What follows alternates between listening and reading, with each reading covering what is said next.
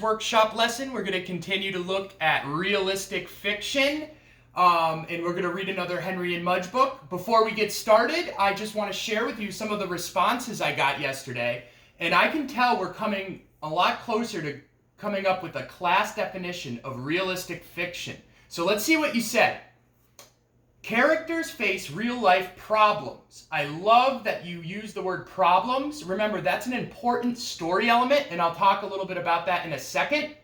Made-up stories that could happen to real people.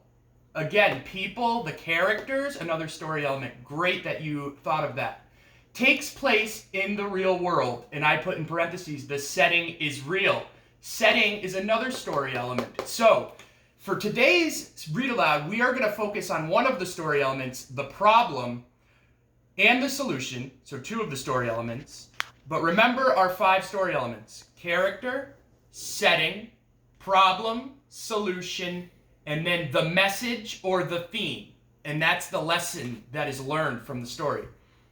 When we come up with our definition for realistic fiction, we need to pay close attention to the story elements because that will tell us if a book is realistic fiction or not.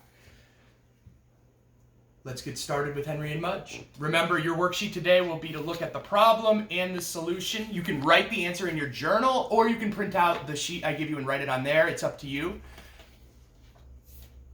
Henry and Mudge in the family trees. The invitation. One day, Henry and Henry's big dog Mudge and Henry's parents were sitting on the porch when a letter came. The envelope said, "Invitation." Henry loved invitations. Mudge loved them too because they usually meant cake. "Hurry, Dad, open it," said Henry. Henry's father opened the envelope. "It's a family reunion," said Henry's father, "at Cousin Annie's house." "Yay!" shouted Henry. He liked Cousin Annie a lot. Mudge wagged. He liked Annie too. She always wiped his nose with hankies. "You'll meet a lot of new relatives, Henry," Henry's mother said. "Great," said Henry. "And you'll hear a lot of good stories," she said. "Great," said Henry. "And you'll get 1,000,000 sloppy kisses," said Henry's father. Henry looked at Mudge. "Uh-oh," Henry said. "I can already tell we're going to get our problem soon." Sloppy kisses. On the day of the reunion, Henry's family drove to Annie's house. Henry brought a new frisbee for Annie, a tennis ball for Mudge, and a paper towel for himself for sloppy kisses. When they got to Annie's house, people were everywhere. In the yard, on the porch, all through the house, and a few were even in the trees. Henry suddenly felt nervous. So many relatives. What would they say? Would they be nice? Would they be friendly? Would they understand dog drool? Henry and Mudge got out of the car. Henry felt very shy. So if you know what drool is, that's slobber. A dog will drool. It's the dog's slobber or spit. So you can tell Henry's worried about this. I wonder if this is our problem. Suddenly, Annie saw him from up in a tree. "Hi, Henry," Annie called. "Hi, Mudge." "Mudge?" a relative on a swing said. "Mudge?" a relative on the porch said. "Mudge!" said somebody in the house. "Hey, everybody!" shouted Aunt Sally from another tree. "It's Mudge!" And 1,000,000 relatives came running with 1,000,000 sloppy kisses, and all of them for Mudge. Henry smiled proudly. Mudge wagged and wagged and wagged. No one loved a sloppy kiss better than Mudge. He was made for family reunions. The best family. Henry's relatives were fun. They danced, they sang, they laughed, big belly laughs. And so many cousins. Cousin Jeff, Cousin Joe, Cousin Steph, Cousin Kate, and on and on and on. But Annie was still the best cousin.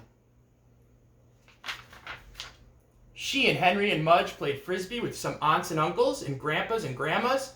Aunt Sally gave Mudge a cracker each time he caught the frisbee. When they got tired, Henry and Annie and Mudge went to Annie's room. Annie showed Henry her collections of lace hankies and china teacups. Not very exciting, thought Henry. Well, I think that's a little rude. She's just trying to be nice. Henry should be polite.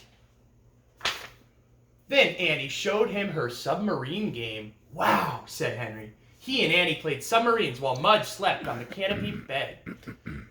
Annie thought Mudge looked cute on her pink frilly bed. After Mudge's nap, they all went back to the reunion. They played more games and had more fun and climbed more trees. Then at the end of the day, it was time to say goodbye. Henry shook a million hands and got a million hugs, and everyone said, "What a fine dog you have, Henry." Henry was proud. Cousins and aunts and uncles and grandpas and grandmas were great to have. But Mudge would always be the best family of all. I hope you enjoyed that story, and I want you to think about the problem and the solution. Also think about the other story elements. Is this story realistic fiction? You can tell by the story elements. Think about the problem too. I kind of noticed a couple of problems here. Henry is worried about something, and he's also a little shy. So I think you could talk about two problems in this story. One relating to drool, and then the other one relating to how Henry feels. Think about that. I'm looking forward to reading your responses, and I will read another story tomorrow. Thank you.